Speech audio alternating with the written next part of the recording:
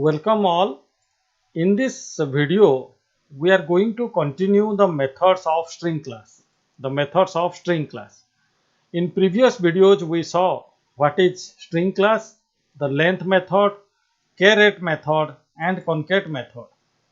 So next, in this video, we are going to learn two lowercase and two uppercase, trim method, substring method. So let's start with two lowercase and uppercase. This method of string class, which has a default package that is lang package, it helps to convert a string from lowercase to uppercase and vice versa. So it means if a string provided in lowercase, it can convert it into uppercase and vice versa. So let's try. Going to the NetBeans editor, let's try. So I'm just taking here some string, that is string s1 equal to, I'm writing here suppose computer science. So now specifying system.out.println s1.to uppercase, as it is a method, so uppercase has to be written properly, that is U capital and C capital. So to uppercase. So now let's check by compiling the program, let's check the output of the program. So it is showing here computer science in capital letter, as we have used here to uppercase. Same way I'm just copying and pasting for two lowercase. For lowercase we can specify here LOWER, L capital and C capital. Let's compile the program. Let's check. Capital is coming as well as there is small also is coming. It means the given string which I kept in S1 variable, S1 object of string class is getting converted to uppercase as well as to lowercase. And whatever the changes we are doing, it is not doing permanently, because it is just converting and showing, but not doing permanently. We can run again and can check. See, previously I gave the data like this and it is coming here. So it means there is no physical changes it is doing. Physically no changes it is doing. Suppose we want to do the changes physically. We want to change it totally, not temporarily, permanently. So in that case what we can do, now we can write here s1 equal to s1 dot to uppercase. So writing like this, what will happen? Now not only it will change to uppercase, but also it will keep in the variable s1. Okay, so let's check. Let me remove this line. Let's check how it is coming. So compiling, it is converting to uppercase. It is okay, sorry, let me remove this also. So no need of keeping this. Fine. So it is converting to s1 and showing the result. So let's check. It is converting from this particular, like this is sentence case, it is converting from sentence case to uppercase and storing in the same object, that is s1. Thereafter when I print s1, it is printing computer science in capital. So that is the permanent changes I did in the object. So if we wish to do the permanent changes, we can do the statement, we can write the statement like this. Okay, this is how same way we can use two lowercase as well. Now it is time to discuss trim method. What the trim method does? Now this method belongs to string class of lang package, is responsible for removing leading and trailing spaces from a string. Leading and trailing spaces in the sense, if there is some spaces before the string and after the string, that will get removed from the string. So let's try. I'm providing here 3-4 spaces, and after also I'm providing some spaces. Now I'm simply printing s1 and thereafter I'm pressing s1 dot trim. You can see the difference between these two methods. What the first statement is doing, what the second statement is doing. The first statement is providing some spaces, you notice, that is before as well as after. But the second method, there is no space before and no space after, because it is removing as well as it is showing. So what does the trim method do? Now trim method simply cut the spaces which is given before by mistakenly by the user as well as after. So if any spaces given by the user by mistake, that will get removed by the trim method, which belongs to string class as well as to lang package, which is a default package. Now student, let's learn substring method. Substring method is a very important method which has two parts. I explain in giving two examples of it. So in first part it takes one argument and in second part it takes two arguments. The first part does what? Now it send the cursor pointer to a particular portion of the string and print all the character from that string. Print all the character from that string. For example, if I wrote substring 3 as index starts from 0th location. So this is 0, 1 and 2 and 3. So 3 is which place? Now P. So from P till last, from the letter P till last, all the characters will be printed. From P till last, all the character will get printed till footer size. So it is giving the output here, if you notice. Fine. So that is what the first part of the substring, where it takes only one input. In the second part of the substring, what it does, now it can extract any particular word or any particular character from a given string, which takes two argument. That is, first one is first index and second is second index. So it means the first one will send the cursor pointer from where we want to start. So in this case I gave 3. So it will send the cursor pointer to 0, 1, 2, 3. It means it will send to P. Okay. Thereafter there is written 8. 8 in the sense it will start counting from beginning again from 1. 1, 2, 3, 4, 5, 6, 7, 8. So it means it will print PUTER. It will print PUTER, which I have shown you here. Okay. It returns a string which starting from start index and goes up to end index. Let's check them practically. Going to the editor. So here I have the word computer science. Here I have the word computer science. Okay. So now let's try both the method of substring, both the way of substring. Substring is one word, so you have to keep it within, you have to keep everything small letter. So substring I am writing here 4. Okay. So it means the 4th number index till last all will be printed. Now suppose in substring here I am giving 3, 8. What it was written in our question, like 38. Yeah, 38. So let's write 38 and check. Fine. So here we need to specify the substring method, substring 3, 8. So now let compile and check. It is giving here utter signs because U is the place in 4th number place. So from U onwards till last all is getting printed. Fine. And the second one that we gave 3, 8, which is printing PUTER. Suppose I want to print put. So what will be the value? I want to print PUT put. So 3 is the value for the P.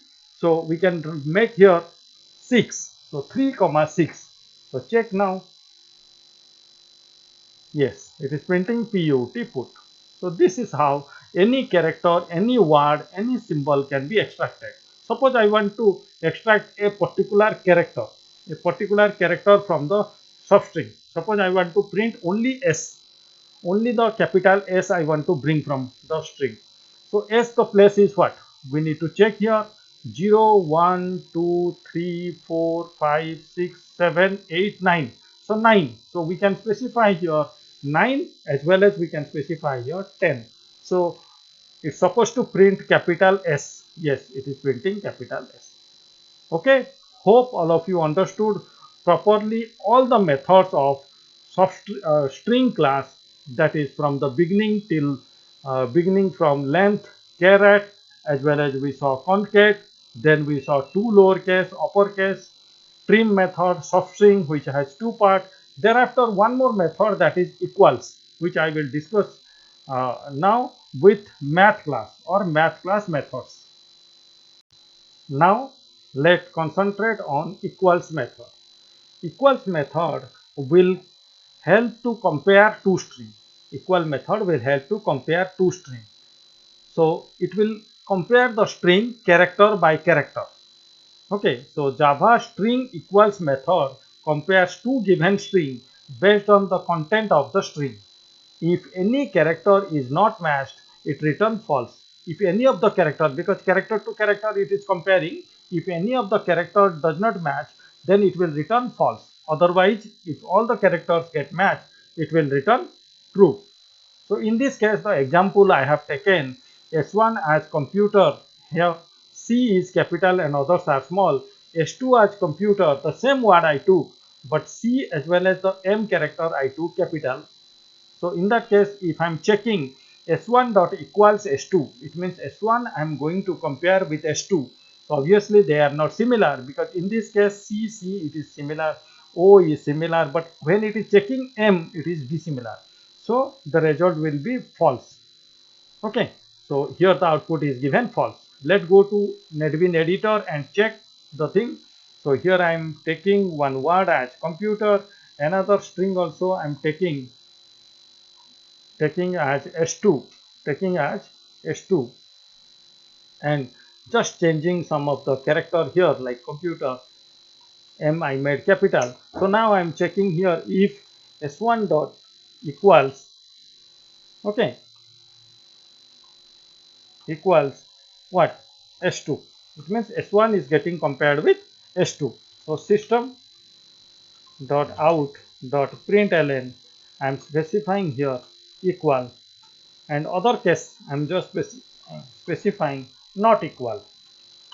Okay, so in this case I supposed to get not equal. Please check. Please check. Yes, it is not equal. Spelling mistake here. Sorry. So it is printing not equal. And if I made it same as similar as before, so it will give you equal. Okay, this also spelling mistake. So equal. Fine. So this is all about your equals method, which is very much useful when we are comparing a string with another string. Now let's concentrate on math class and its method. So there are two methods, important method, that is purew and round, which we will learn in this video. So purew method will find out the power of a number. So here there will be two arguments with purew function. One is base value, that is the a is written, and another one is the power value, that is b is written. So let's see the definition first. Math.purew function is used to calculate number raised to power of some other number. This function accepts two parameters. See, here I have written two parameters. One is base value and other one is the power value, and return the value of the first parameter raised to the second parameter. It means the first parameter will be the base value and the second parameter will be the power value. It works with double type of variable. So it means the variable type here we need to take long as well as double also we can take. So there are some special cases. Here it is written. So I took the double variable as 30 here, which is A, and here I took the double variable as B, which is 2. So now I want to do 30 to the power 2. So I need to write system.out.println math.purew a comma b. It means a to the power b. So let's go to editor and try. So here in editor, the previous program is there. Let me remove it and try. Okay, suppose I want to input the data from the user. So util class is already there. I can specify here scanner class. So scanner sc equal to new scanner, so that we can input the data from out. We can input the data from out. So system.out.println, I can specify here enter base value. Fine. Same way I can specify enter power value. Okay, now let's take two variable, that is double variable dou ble, double variable which is b comma p I am taking, and one more variable I am taking result, suppose. Fine. So the base value to be stored in b, so we can write here b equal to sc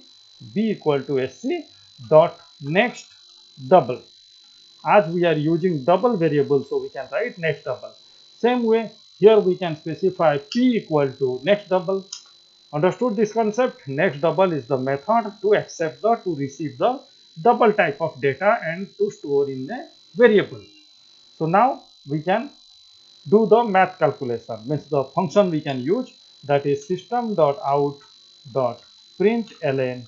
Here we can specify math. The class name is math.purew of b comma p. B comma p, why? Because b is for base value and p is for power value. So let's compile now. Now the base value, I'm giving a small amount of number, small number, so that you can understand. Base value is 6 and I'm giving 2 as the power. So what you got? 36 you got, 36.0 you got. Fine. So that is the result what we are getting after doing 6 to the power 2. Okay. Now let's go with the next method, that is round method. The round method is a built-in method which belongs to math class. Fine. This is a mathematical function. This result rounded to an integer by adding 1 slash 2, 1 divided 2, that is 1 by half, means 0.5. It will add 0.5 and it will give you the result. Fine. So now there are two examples given. Double also we need to use here. So double x equal to 4.5, and when I am using the round method, what it is doing? Now it is making it to round figure, that is 4.5 is getting changed to 5. Same way in this case minus 4.5 is taken, and after it gets changed it become minus 4. Fine. So let's check it in NetBeans. Going to NetBeans, let's check it. So I'm removing this program. Here only I'm trying. Fine. So here how many value we need to input? Only one variable, that is double. You say n suppose, and result. So enter a value. Enter a value, suppose sufficient. So here we can write n equal to sc dot double, and no need of writing all this. So we simply can convert like result equal to math dot round of what? Round of n. So whatever number we will input in n, that we need to convert into round figure, and we want to store in result, and here we will simply print result. Okay. So now check the output. I am specifying here the number 4.5. So it is printing 5. Okay. Now let's run it again and specify some minus figure. So I'm specifying here minus 4.5. Now it is converting and printing minus 4. So hope all of you understood the concept of round figure, round function, round method. What it does? Now it is just simply adding half, adding 0.5 with the specified number and giving you the result. That is what the round method is doing of math class and of lang package, lang package. Okay, this all about the important methods of string class as well as math class.